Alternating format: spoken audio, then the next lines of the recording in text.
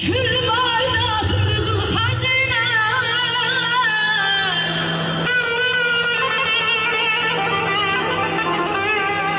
Kül baydatın kızıl hazine. Devletin oğluna bekliyor vallahi. Başımın tacı gözümün nuru. Benim oğlumla mektir.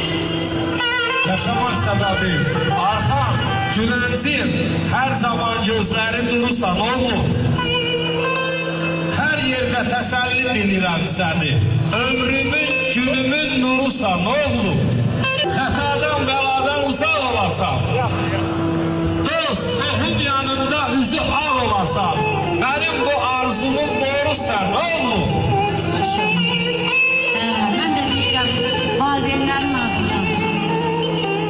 Ay söyle, namı için kurum yaradım. Onun sevincine nakış vuram.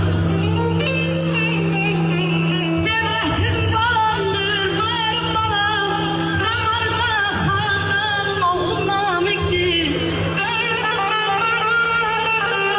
Azizim aydın olsun, gül doğsun aydın olsun. Ey azizim aydın olsun, gül doğsun aydın olsun. Ya Allah, Xudadan arzu eyləyirəm ay Allah. Cəmi subaylarımızın toyu olsun, gözəl valideynlərin gözləri aydın olsun. Məkkənin yolunda tikdirdim gülməz. Oxudum dərsimiz edirlər bilməz. Belə bəyimizi gəlimizi qorusun ya Allah. Bəyimizi gəlimizi qorusun o gözə görməz. Ay mənəm sənin qaraca gözlərinə qurban ey.